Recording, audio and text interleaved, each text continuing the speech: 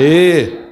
É um prazer enorme estar aqui com vocês, tá? Participar desse momento importante na vida de vocês. A ideia, é claro, que é passar algumas dicas para vocês e, quem sabe, acertar alguma coisa que cai amanhã, tá? Só que é importante também penso eu, nesse apoio que cada um que vem aqui vai passar para vocês. Todos que estarão aqui hoje, em algum momento das nossas vidas, seja num concurso, seja na preparação para a OAB dos advogados, passamos por esse momento. Isso faz parte da história de vocês. Então imaginem hoje, tá, como um start, como disse a nossa coordenadora, tá, na vida profissional de vocês. É um momento importante, passaram 5 anos na faculdade estudando, nem tanto, né, mas passaram 5 anos na faculdade, e hoje é um momento que vai anteceder o grande dia de amanhã, tá? Amanhã vocês vão ser avaliados. Qualquer nervosismo hoje é mais do que normal, pessoal, mas mais do que normal mesmo. Por quê? Porque todo o ser humano, quando ele é avaliado, seja numa avaliação da vida acadêmica, seja numa avaliação profissional, vocês estão nesse lapso aí, nessa diferença entre as duas avaliações, vocês vão estar nervosos amanhã, tá? Mas tentem tirar o máximo do nervosismo para beneficiar vocês, tá? Serão 80 questões, vão fazer mais de 40, tenho certeza. Virá 7 questões de direito constitucional, tá? Eu vou abordar as questões que eu penso, os pontos que eu julgo mais importantes para vocês aqui, que eu já trabalhei. Vamos falar um pouquinho sobre direitos humanos e controle de constitucionalidade. Se tem alguma coisa que eu posso afirmar para vocês, é que amanhã na prova haverá direitos humanos e controle de constitucionalidade. Tá legal? E à tarde a professora Daniela vem e arremata daí com a organização do Estado, com a parte que é, penso eu, outra parte importantíssima também. Tá legal? Eu organizei aqui, gente, para vocês, na verdade eu peguei o meu material para organizar, sobre direitos fundamentais, tá? O que eu quero que vocês lembrem amanhã? Que direitos humanos e direitos fundamentais, a FGV já perguntou isso, não são tratados da mesma forma, tá? Direitos humanos é aquilo que é valorado na esfera internacional. Direitos fundamentais, segundo a melhor doutrina e é adotada pela FGV, direitos fundamentais são aquilo que estão na nossa Constituição. Então, direitos humanos, um direito humano, a liberdade seria um direito humano e um direito fundamental no Brasil. Mas a liberdade é um direito humano, mas não é um direito fundamental em Cuba, não é um direito fundamental no Afeganistão. A igualdade é um direito fundamental no Brasil? Sim. Homens e mulheres são iguais perante a lei, diz o artigo 5º, caput, e nos incisos 1 e 2. Mas seria um direito fundamental também em países muçulmanos? Não. Então não esqueçam, direitos fundamentais não são direitos humanos. Direitos humanos, esfera internacional, direitos fundamentais, esfera doméstica. Perfeito? Quando nós falamos em direitos humanos, nós falamos teoria e direitos em espécie. Eu vou, num primeiro momento, falar sobre a teoria geral e depois eu abordo rapidamente alguns direitos em espécie. Quem são os credores dos direitos fundamentais, gente? Pensem. Credores são todos os seres humanos que estejam no Brasil. Mauro, o estrangeiro tem direito fundamental aqui no Brasil? Sim ou não?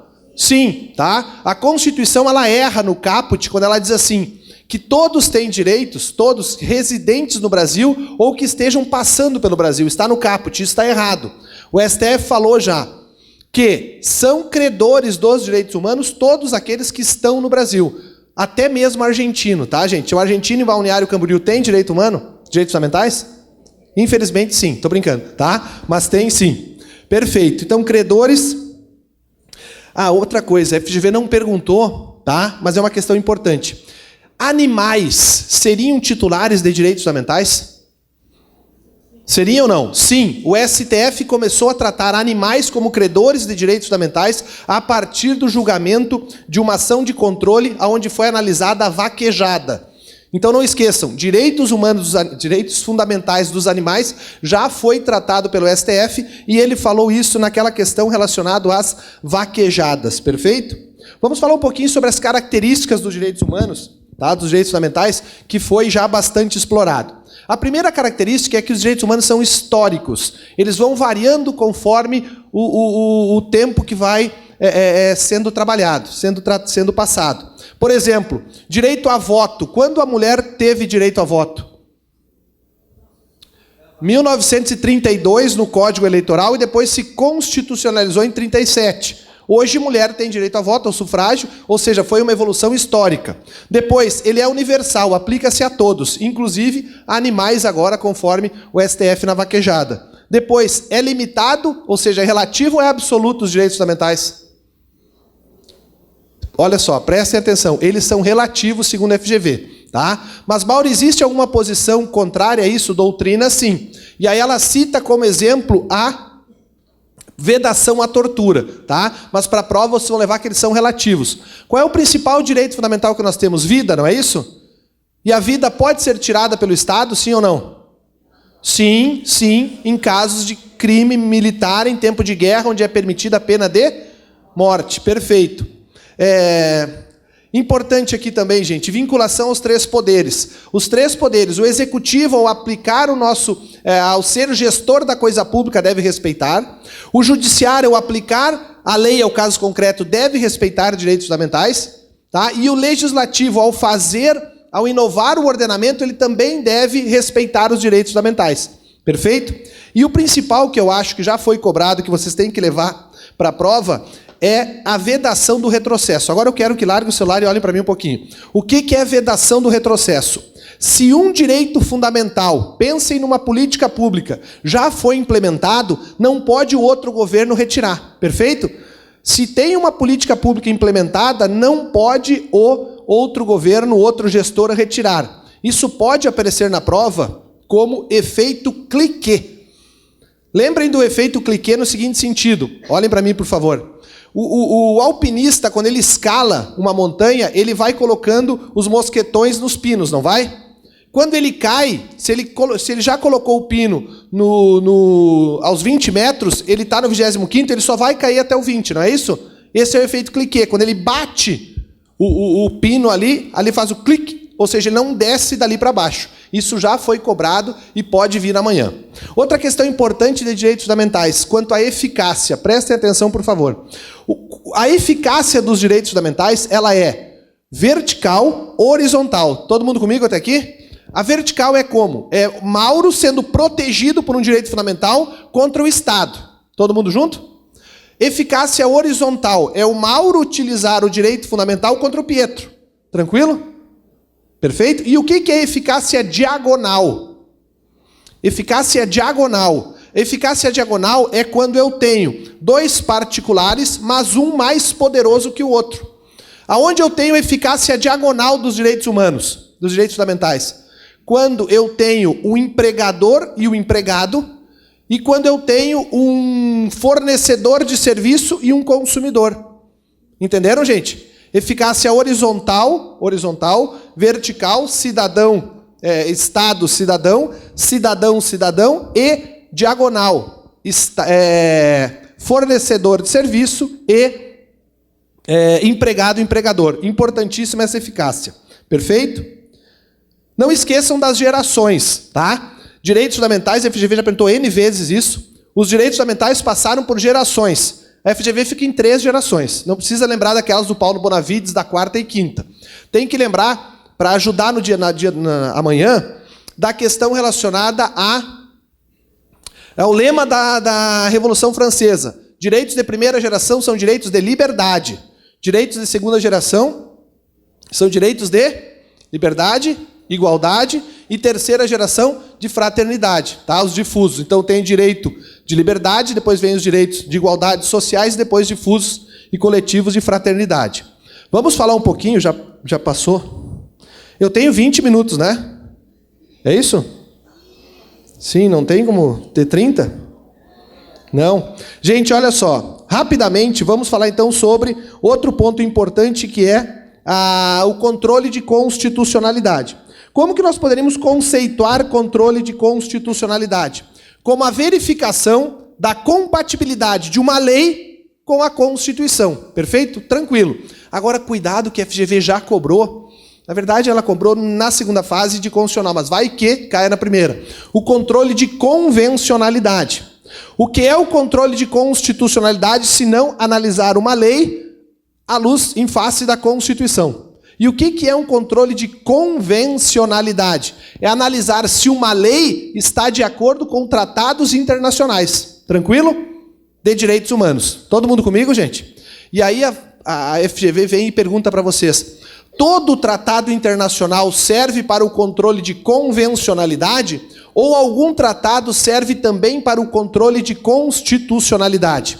Gente, aqueles tratados que foram incorporados ao nosso ordenamento, na forma do artigo 5º, parágrafo 3º, que são os chamados tratados internacionais, que vão ter validade de emendas, porque foram aprovados por 3/5 e 2 turnos, eles servem para controle de constitucionalidade, pois eles vão fazer parte do chamado bloco de constitucionalidade. Vou repetir.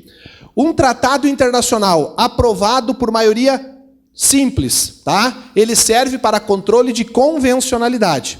Já um tratado que foi incorporado ao ordenamento jurídico brasileiro, internalizado, com quórum de 3/5 e 2 turnos de votação, ele serve para controle de constitucionalidade, porque ele passa a fazer parte do bloco de constitucionalidade. Perfeito? E temos no Brasil isso ou não? Temos o Tratado das Pessoas com Deficiência. Perfeito. O Brasil teve... Isso aqui, história também cai, tá, gente? Prestem atenção, por favor. Nós temos 2 tipos de controle. O controle difuso, que qualquer juiz faz. Todo mundo junto? E temos o controle concentrado, que é feito por determinados órgãos do Poder Judiciário. Quando que o Brasil começou a ter controle? A primeira Constituição do Império não havia controle. Lembrem dessa Constituição como aquela de 4 poderes, aonde Benjamin Constant trouxe o poder moderador. Lembra disso? Lá não havia controle. Na primeira Constituição, depois da República, em 1891, aí sim, Rui Barbosa, inspirado na Constituição americana, trouxe para o Brasil o controle difuso. Então, o Brasil teve qual controle primeiro? Difuso. Qualquer juiz. E depois, em 1946, na Constituição de 46, nós tivemos o controle concentrado. Anotem isso, então. O controle concentrado entra em 46, na Constituição de 46. Só que um detalhe aqui que eu friso na aula. Lembra que os milicos assumiram em 64, os militares? E eles, esse controle passou a fazer parte do poder do Brasil, da possibilidade de controle, em 65, com a emenda constitucional 16 à Constituição de 46. Mas os militares fizeram isso porque são bonzinhos, Mauro? Não. Só para vocês não esquecerem. Eles passaram a controlar o controlador, que era só o PGR que podia entrar com ação de controle. Perfeito? Quem era o legitimado até aquela época? Só o Procurador-Geral da República. Bom, o controle concentrado é feito aonde? No STF, se o parâmetro é a Constituição Federal, e aqui no TJ Rio Grande do Sul, se o parâmetro é a Constituição Estadual. Quem é que pode propor ações de controle concentrado? São aqueles legitimados do artigo 103, tá? Que começa com o presidente e acaba com a associação de entidade de classe de nível nacional. Tá? Esse controle difuso teve origem americana. É aquele famoso caso Marbury versus Madison. E o controle concentrado teve origem aonde? Europeia, tá? Hans Kelsen, tá? 5 eu tenho ou acabou? Tenho? Nossa. Tá? Gente, não confundam objeto com parâmetro. Prestem atenção. Lei Maria da Penha foi o objeto do controle. E qual foi o parâmetro? Isonomia. Lembra que a Lei Maria da Penha, 11.340, ela foi analisada pelo STF se era ou não constitucional? Ela era o objeto. E qual era o parâmetro? O princípio da isonomia, que está esculpido lá no artigo 5º da Constituição Federal, no início dela. Tá? A classificação também é importante do controle. Eu trouxe ali no meu materialzinho para falar para vocês da mais importante delas, que é a possibilidade do controle preventivo e repressivo. Olhem para mim, por favor. O controle preventivo, tá? É aquele que ocorre antes da norma ingressar no VAD, eu fico brincando, antes da norma ingressar no ordenamento jurídico. Já o controle repressivo, tá? É aquele que a norma já está incorporada no ordenamento jurídico brasileiro. O Poder Judiciário, prestem atenção, por favor. O Poder Judiciário pode agir de maneira preventiva para evitar que uma lei ingresse no ordenamento jurídico? Pode. Em uma situação, isso cai em prova. Quando um deputado ou senador deputado ou senador, entra com um mandado de segurança pedindo para participar de um processo legislativo conforme a lei. Estamos bem até aqui? Controle preventivo pelo judiciário existe? Existe. E o controle preventivo pelo Congresso é exercido, sim, na Comissão de Constituição e Justiça. E o controle preventivo pelo Executivo é exercido, sim, quando o Messias, o Salvador, não o Bolsonaro, o que ele faz? Ele veta um projeto de lei por ser o quê? Inconstitucional. E o controle repressivo, quando a lei já está no ordenamento jurídico brasileiro. Quando que ela vai ser objeto de controle? Preste atenção, por favor. O judiciário, tranquilo, nas ações diretas, tá? De constitucionalidade. Agora, o legislativo pode exercer o controle? Para vocês não esquecerem, eles exerceram essa semana. O que o Senado fez esta semana com o decreto que depois acabou sendo revogado pelo Messias? Sustou. Então, olha só, quando o Congresso Nacional susta um decreto, na forma do artigo 49, ele susta um decreto porque houve extrapolou o poder regulamentar, o que está fazendo o poder legislativo? Ele está, de forma repressiva, retirando uma lei, retirando uma norma do ordenamento. Todo mundo comigo, gente? E para fechar o controle repressivo, importante que eu vou falar agora. Pode o executivo, Eduardo Leite, Marquesan ou Bolsonaro, negar cumprimento de uma lei por entendê-la inconstitucional? Sim. É um controle repressivo feito pelo Executivo. Todo mundo junto? Ótimo. Tá? Essa é a classificação que eu julgo mais importante para esse ponto da vida de vocês. Tá? Bom, sobre as ações de controle, pessoal, sobre as ações de controle, não esqueçam, tá, que a ADI e a ADC, ação direta de inconstitucionalidade e ação direta de constitucionalidade, são ações com caráter dúplice ou sinal trocado.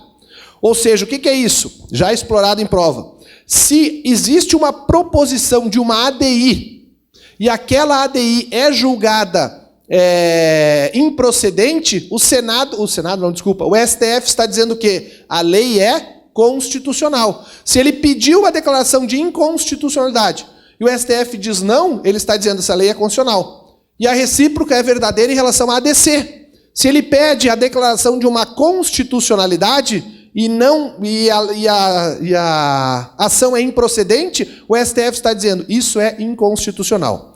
Sobre a ADC, uma decisão importante que pode vir amanhã na prova. A ADC, ela não nasceu em 88, prestem atenção. A ação declaratória de constitucionalidade não nasceu em 88. Ela nasceu com a emenda constitucional número 13 em 93. Tá? Então ela é a única que vem depois. E ela tem um requisito importantíssimo que o STF se manifestou esse finalzinho do ano passado. Que é o seguinte: é necessário para a propositura de uma ADC que haja uma controvérsia jurisprudencial, uma controvérsia jurídica. Todo mundo comigo? O juiz aqui em Porto Alegre julga assim, lá em Santa Maria assado, em Rondônia de outro jeito, está uma bagunça. E aí um dos legitimados vai ao Supremo e diz: Supremo, resolve essa porcaria, ou é assim ou é assado. Isso é uma relevância, uma controvérsia importante. E o Supremo decidiu o seguinte: esta controvérsia ela não é analisada no caráter quantitativo, prestem atenção. Não é quantidade de ações que eu tenho, mas é sim no caráter qualitativo. Se o assunto é relevante e o juiz aqui de Porto Alegre julga assim, e 2 juízes de Santa Maria julga assado, e mais um de Brasília julga não sei o quê, já existe, se o assunto for relevante, é uma controvérsia jurídica que vai possibilitar uma ADC. Então não esqueçam, por favor, a ADC ela necessita de uma controvérsia relevante. Mas é na quantidade ou na qualidade? Na qualidade, tá? Na qualidade, importante isso. 1 minutinho só. Já estão mandando eu sair. Gente, não esqueçam da reserva de plenário do artigo 97. Isso aí é fácil, não podemos perder a questão, e a OAB sempre cobra. O que é o 97? Um tribunal, para decidir se uma lei é constitucional, se ela é inconstitucional, ele deve fazer o quê? Deve se manifestar pelo seu pleno ou pelo órgão especial. Então, uma turma aqui do TRF, uma Câmara do TJ, poderá se manifestar se determinada lei é constitucional ou inconstitucional? Não poderá. Deverá o quê? Submeter ao plenário, ao pleno, ou submeter ao órgão especial. Cuidado com a exceção. Existem 2 exceções em que uma Câmara ou uma turma podem decidir sem submeter ao plenário, que é a possibilidade, tá, de já existir uma manifestação do próprio pleno do tribunal. Bom, o meu tribunal já decide assado, então é assado. Ou o STF já colocou uma pá de cal naquele assunto. Entendemos isso, gente? Então, se o pleno do tribunal, os 125 desembargadores do Estado do Rio Grande do Sul, decidem que a lei é inconstitucional, se cai na 4ª Câmara, os desembargadores simplesmente aplicam o entendimento do tribunal. E se o STF já se manifestou sobre aquela matéria, não há que se falar em nova manifestação do próprio tribunal plenário. Todo mundo junto? E para fechar, fatem já, dou mais um segundo. O artigo 52, inciso 10 da Constituição Federal, quando fala que cabe ao Senado editar uma resolução para suspender uma lei que o STF declarou inconstitucional, o Gilmar Mendes, ministro Gilmar Mendes, conseguiu convencer todos os seus colegas e aplicar ali uma chamada mutação constitucional. O que é mutação constitucional? É quando há uma alteração informal da Constituição. E haverá, nesse caso, uma interpretação dizendo do seguinte: o artigo 52, inciso 10, tá, diz, segundo o ministro Gilmar Mendes, que o Senado é mero reprodutor das decisões do todo-poderoso STF. Aquilo que está escrito no artigo 52, inciso 10 da Constituição de vocês, não se aplica mais. Se o STF diz que é inconstitucional, isso poderá ter efeito erga omnes sem a participação do Senado da República. Isso é bom, Mauro? Não é uma porcaria, mas se cair na prova, vocês vão acertar. Perfeito? Meu tempo já esgotou, foi um prazer enorme ter conversado com vocês. Rogo a Deus que vocês tenham sorte amanhã, que façam uma ótima prova. Estaremos todos em pensamento juntos amanhã, tá? É 1h a prova, não é isso? Então, a partir da 1h e depois, se Deus quiser, vocês me encontram lá no @prof.Mauro_Stirmer, tá? Para alguma, enfim, solicitação, alguma discussão lá. Forte abraço e beijo no coração de todo mundo. Até mais.